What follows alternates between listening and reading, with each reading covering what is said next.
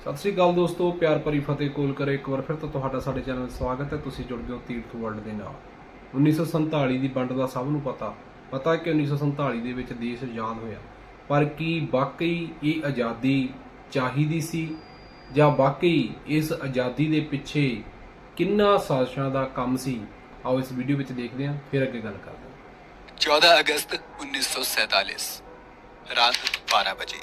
ये वक्त पूरी दुनिया के लिए एक आम रात का वक्त था, लेकिन भारत के लिए ये एक नए युग की शुरुआत थी। हर तरफ खुशी की लहर थी, लोगों का हुजूम था, क्योंकि शुरुआत होनी थी एक साथ आगे बढ़ने की। लेकिन कुछ नेताओं और अंग्रेजों ने इस खुशी के मौके को करोड़ों लोगों के लिए एक गम का मौका बना दिया। मौका था बंटवारे का, एक देश का बंटवारा भारत से पाकिस्तान के निकलने का। इस बंटवारे की नेताओं में भले ही खुशी होगी, लेकिन आवाम में दर्द था। बंटवारे का दर्द वो ही अच्छी तरह से जानते हैं जिन्होंने इस दर्द को खुद सहा, जिन्हें अपना घर छोड़ना पड़ा हो, जिन्होंने अपनों को खोया हो। उनके दिलों में ये दर्द आज भी जिंदा है। देश का बंटवारा हुआ, दंगे हुए, कत्ल हुए। अगस्त का महीना है, इसी महीने में देश आजाद हुआ और इसी महीने में देश के टुकड़े हो गए। आज हम उसी दिन की बात करेंगे।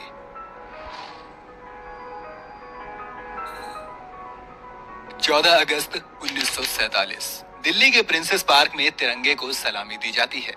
पल न सिर्फ भारत के लिए बल्कि दुनिया के लिए बेहद अहम था, क्योंकि अब अंग्रेजों का शासन खत्म हो गया था। अब यहाँ से भारत देश एक नई दिशा की ओर चलने वाला था। अंग्रेजों के खात्मे की ये कहानी 1947 की शुरुआत में लिखनी शुरू हो गई थी। ब्रिटेन में क्लेमेंट एटली की सरकार को ये उम्मीद थी कि भारत बिना बंटवारे किए सुलह शांति के साथ आजाद होगा, लेकिन अफसोस ये उम्मीद टूट गई और 3 जून 1947 को क्लेमेंट एटली को ऑल इंडिया रेडियो पर ये अनाउंस करना पड़ा कि सदियों से तितर बितर पड़े हिंदुस्तान को हमने यूनाइट किया और हमें उम्मीद थी कि ये एकता देश के आजाद होने के बाद भी बनी रहेगी। लेकिन हिंदुस्तानी नेताओं को ये मंजूर नहीं है, इसलिए हमारे पास देश का बंटवारा करने के अलावा कोई और चारा नहीं है। जिसका मतलब ये है कि अब ब्रिटिश हिंदुस्तान का राजकाज 2 सरकारों को सौंप दिया जाएगा। इसके फौरन बाद पंडित जवाहरलाल नेहरू ने भी देश को संबोधित किया और कहा कि ब्रिटिश सरकार ने देश के कुछ हिस्सों को भारत से अलग करने का प्रस्ताव दिया है और देश को आजाद करने की बात कही है। हमने उनकी ये बात मान ली है। हम खुश नहीं हैं, लेकिन हमें लगता है कि देश के भविष्य के लिए ये फैसला सही है। 14 अगस्त की शाम नेहरू अपने 17 यॉर्क रोड वाले घर पर इंदिरा गांधी और पद्मजा नायडू के साथ बैठे हुए थे कि तभी एक फोन बजता है। फोन रखते ही नेहरू का चेहरा लाल पड़ गया था और आंखें आंसुओं से भरी हुई थी। लाहौर के नए प्रशासन ने हिंदू और सिख इलाकों के पानी की सप्लाई काट दी थी। लोग प्यास से पागल हो रहे थे और जो औरतें और बच्चे पानी की तलाश में बाहर निकल रहे थे, उन्हें चुन चुन कर मारा जा रहा था। वो इंदिरा को बोलते हैं कि ऐसे में वो अपने 15 अगस्त के भाषण को कैसे दे सकते हैं, वो कैसे कह सकते हैं कि वो देश की आजादी पर खुश हैं, जबकि उनका लाहौर जल रहा है। तो इंदिरा कहती हैं कि आप अपने आज रात के भाषण पर ध्यान दीजिए। लेकिन नेहरू का मन अब उखड़ चुका था। पर फिर भी 11:55 पर संसद के सेंट्रल हॉल में नेहरू की आवाज गूंजती है। ये वो भाषण था जिसे अ ट्रस्ट विद डेस्टिनी के नाम से जाना जाता है, जिसमें वो कहते हैं कि हमने नियति के साथ एक वादा किया था और अब समय आ गया है कि हम उस वादे को पूरा करें। शायद पूरी तरह नहीं, पर कम से कम जहां तक हो सके वहां तक तो जरूर। आधी रात के वक्त जब पूरी दुनिया सो रही होगी, तब भारत जीवन और आजादी की नई सुबह में अपनी आंखें खोलेगा। सूरज की पहली किरण के साथ आजादी की पहली सुबह होती है, लेकिन ये कोई आम सुबह नहीं थी, क्योंकि इस सुबह को पाने के लिए भारत के बहुत से वीरों ने खुद को कुर्बान कर दिया था। हजारों कुर्बानियों से मिली ये खूबसूरत सुबह एक खुशी तो लेकर आई थी, लेकिन इसी के साथ एक दर्द भरी दास्तां भी लिखने को तैयार हो रही थी। ये दास्तां लिखी जानी थी एक लकीर से, और वो लकीर थी भारत और पाकिस्तान के बंटवारे की। इस लकीर की वजह से हजारों लोगों को अपनी जान देनी पड़ी और लाखों लोगों को अपने घरों से बेघर होना पड़ा। आजादी से पहले तक जो देशवासी एक दूसरे के साथ मिलकर अंग्रेजों से लड़ रहे थे, आज वो एक दूसरे की जान के प्यासे हो गए थे। इसकी शुरुआत हुई थी 6 अगस्त को, जब पंजाब के अमृतसर में 60 मुसलमानों का सरेआम कत्ल कर दिया गया। इसके 2 दिन बाद यानी 8 अगस्त को लुधियाना के जलालाबाद के पास 74 सिखों का कत्ल कर दिया गया। ये खून खराबा अब रोज होने लगा था। हर रोज लगभग 100 लोग अपनी जान दे रहे थे। 1947 में अगस्त के पहले हफ्ते में ही अमृतसर की जमीन बेगुनाहों के खून से लाल हो चुकी थी। ये हफ्ता पूरे देश के लिए किसी जंग से कम नहीं था, वो जंग जिसमें अपने अपनों की ही जान ले रहे थे। लेकिन अब जो होने वाला था वो इससे भी भयानक था। दिल्ली से लाहौर के लिए पाकिस्तान की स्पेशल ट्रेन चलती है, जिसमें पाकिस्तान जाने वाले सरकारी अफसर, कर्मचारी और उनके परिवार के लोग मौजूद होते हैं। ये ट्रेन दिल्ली से तो सही सलामत निकलती है, लेकिन जैसे ही ये ट्रेन पटियाला पहुंचती है तो इस पर हमला हो जाता है। ये किसी भी ट्रेन पर हुआ पहला हमला था।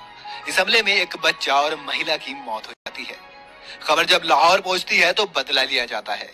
बदला लिया जाता है अमृतसर आने वाली पहली ट्रेन से। पहले तो लाहौर स्टेशन पर ही 43 हिंदुओं को मार दिया जाता है, और फिर जब 13 अगस्त को लाहौर के मुगलपुरा स्टेशन से अमृतसर के लिए ट्रेन निकलती है तो उसमें अमृतसर कोई भी जिंदा इंसान नहीं पहुंचता है। ट्रेन लाशों से लबालब भरी हुई होती है, हर तरफ खून और लाशें ही थी। इसके बाद ट्रेन पर हमलों का ये सिलसिला आम हो गया। रोजाना लाशों से भरी हुई ट्रेन भारत से पाकिस्तान और पाकिस्तान से भारत आ रही थी, लेकिन 15 अगस्त को हुए एक हादसे ने पूरे देश के होश उड़ा दिए। 15 अगस्त की शाम पाकिस्तान से जो ट्रेन अमृतसर के रेलवे स्टेशन पर आई, उसमें सिर्फ और सिर्फ लाशें ही मौजूद थी, और ट्रेन के आखिरी डिब्बे पर एक पर्चा लगा हुआ था जिस पर लिखा था कि ये तोहफा है पटेल और नेहरू के लिए आजादी का। इसके बाद दोनों तरफ कोहराम मच गया। दिल दहला देने वाला ये नजारा ये बताने के लिए काफी था कि बंटवारा कितना सही था।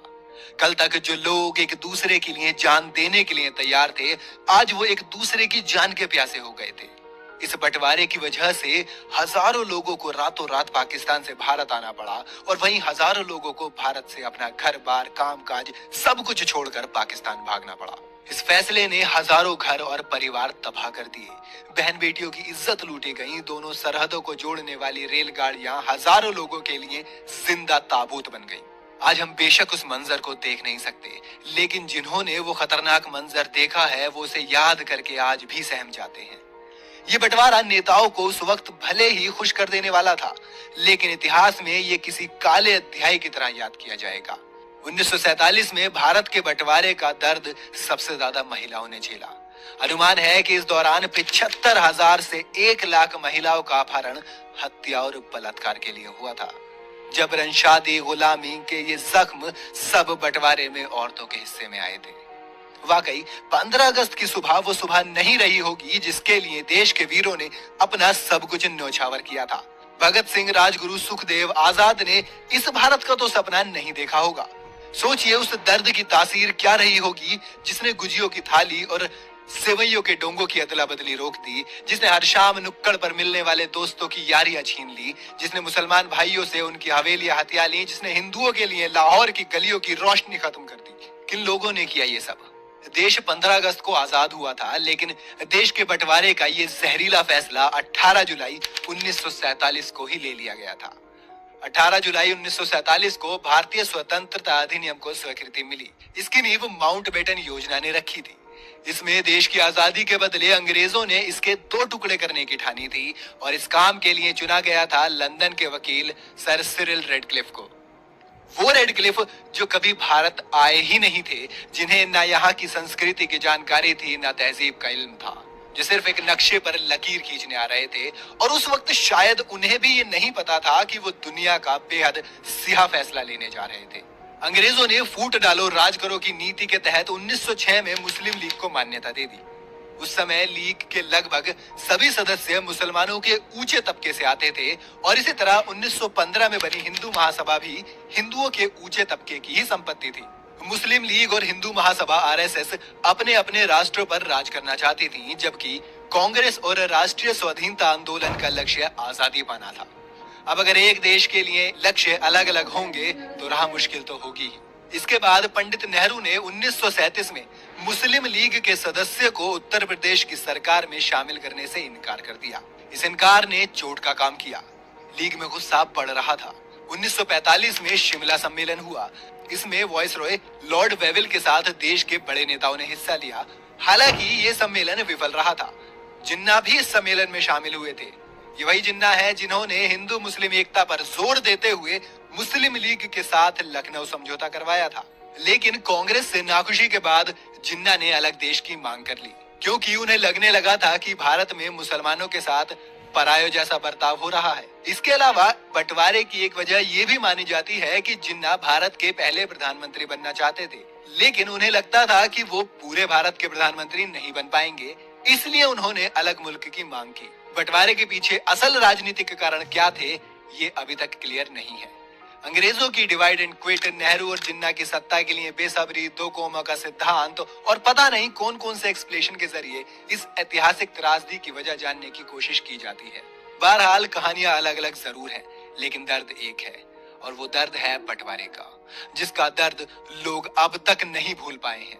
सीमा रेखाएं तय होने के बाद लगभग 1,45,00,000 लोगों ने सीमा पार करके अपने नए देश में शरण ली। 1951 की विस्थापित जनगणना के अनुसार विभाजन के बाद 72,26,000 मुसलमान भारत छोड़कर पाकिस्तान गए और 72,49,000 हिंदू और सिख पाकिस्तान छोड़कर भारत आए। पंजाब और लाहौर ने सबसे ज्यादा दर्द सहा। आज भी ना जाने कितनी कहानियां सुनी है, आज भी ना जाने कितनी दास्तानों को लफ्ज नहीं मिल सके हैं।